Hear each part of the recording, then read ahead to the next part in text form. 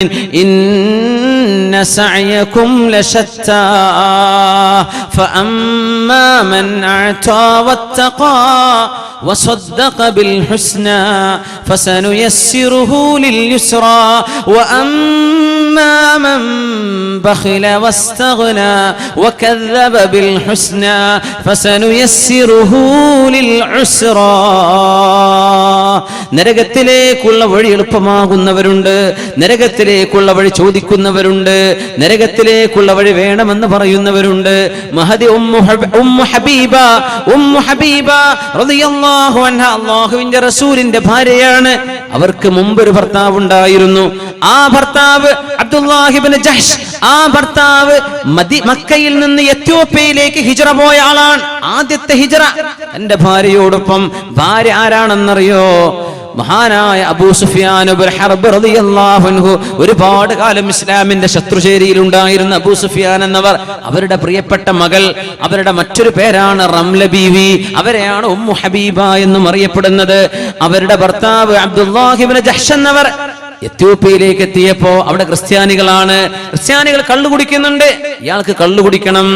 അതുകൊണ്ട് കള്ളിനോടുള്ള രുചി, ഇങ്ങനെ കള്ളിനോടുള്ള ഒരു വാസന ഇങ്ങനെ ഹൃദയത്തിൽ ഇങ്ങനെ വന്നപ്പോ സ്വന്തം ഭാര്യയോട് പറഞ്ഞു പോയി, ഉമ്മു ഹബീബ,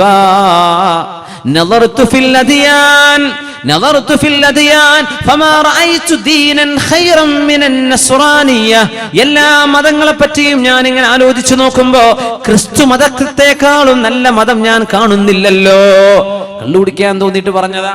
കള്ളുകുടിക്കാൻ അമ്പിയാക്കന്മാരെ കൊണ്ട് കള്ളു കുടിപ്പിച്ചിട്ടുണ്ട് ക്രിസ്ത്യാനികൾ.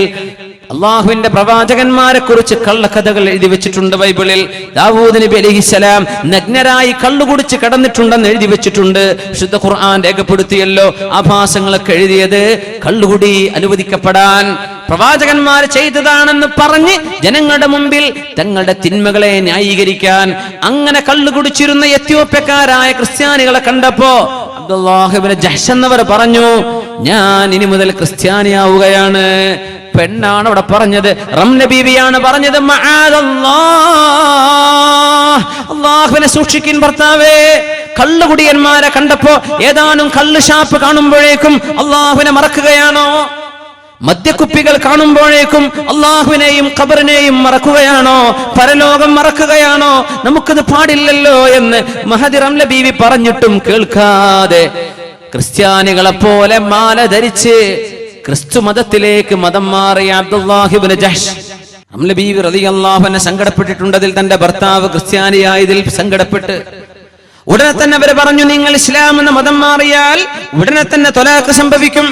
ഉടനെ തന്നെ ഓട്ടോമാറ്റിക്കലി ഇവിടെ ത്വലാഖ് സംഭവിക്കും. ഒരാൾ മുസ്ലിമും ഒരാൾ അമുസ്ലിമാണെങ്കിൽ അവിടെ വിവാഹ മോചനം നടക്കും. അവിടെ പിന്നെ ത്വലാഖ് ചൊല്ലേണ്ട ആവശ്യമില്ല എന്നാണ്. അവരൊറ്റക്കായി എവിടെയാണ്? എത്യോപ്യയിൽ. മക്കയിൽ ജീവിക്കാൻ സ്വൈരതയില്ലാതെ, സ്വസ്ഥതയില്ലാതെ എത്യോപ്യയിലേക്ക് പലായനം ചെയ്തവർ അവിടെ ചെന്നിട്ട് ക്രിസ്ത്യാനിയാവുക. എന്തിന്? കള്ളു കുടിക്കാൻ. പറയട്ടെ, നമ്മുടെ നാടിൽ നിന്ന് ഒന്ന് മംഗലാപുരത്തേക്കോ ബാംഗ്ലൂരിലേക്കോ ഡൽഹിയിലേക്കോ ഒന്നും മുംബൈയിലേക്കോ ഒന്ന് ഗൾഫ് നാടുകളിലേക്കോ സിംഗപ്പൂരിലേക്കോ അല്ലെങ്കിൽ മലേഷ്യയിലോ അല്ലെങ്കിൽ നമ്മുടെ ബഹ്റൈനിലോ എവിടെയെങ്കിലും ചെന്ന് നാട് വിട്ടു കഴിഞ്ഞാൽ കോലം മാറുന്ന ആളുകളില്ലേ? നാട് വിട്ടു കഴിയുമ്പോഴേക്കും ആഭാസങ്ങളുടെ ലോകം കാണുമ്പോൾ പടച്ചവനെ, എന്റെ നാട്ടിൽ എനിക്ക് ഇതൊന്നും കിട്ടിയില്ല, ഞാനിത് എടുക്കട്ടെ. കള്ള് ഷാപ്പിലേക്ക്, ബാർ ഹോട്ടലുകളിലേക്ക് ലജ്ജയില്ലാതെ കയറി ചെല്ലുന്നവർ, വേശ്യാവൃത്തിക്ക് പോകുന്ന ആളുകൾ. റംല ബീവിയുടെ മാതൃക കാണണം. സ്വന്തം ഭർത്താവിനെ ഉപദേശിച്ച് നന്നാക്കാൻ നോക്കി, പക്ഷേ കേട്ടില്ല. റംല ബീവി പറഞ്ഞിട്ട് ഭർത്താവ് കേട്ടില്ല.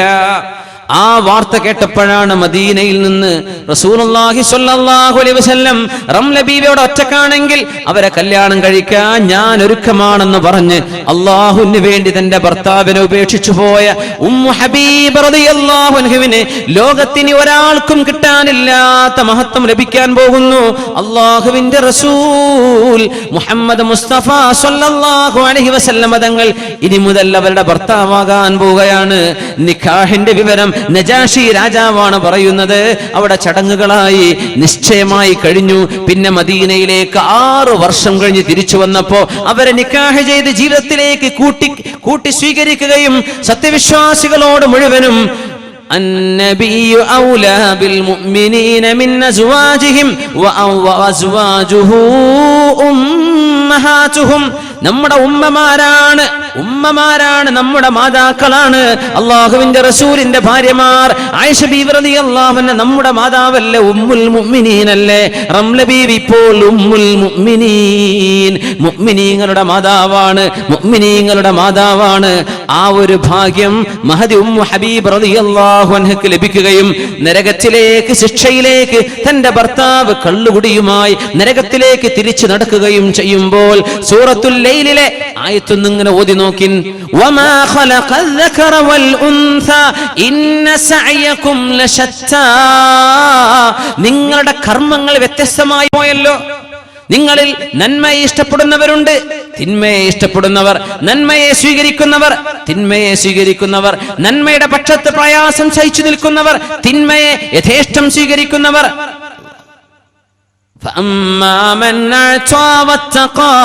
ഇതിൽ ആരാണോ അള്ളാഹുവിന്റെ പക്ഷത്ത് നിൽക്കുന്നത്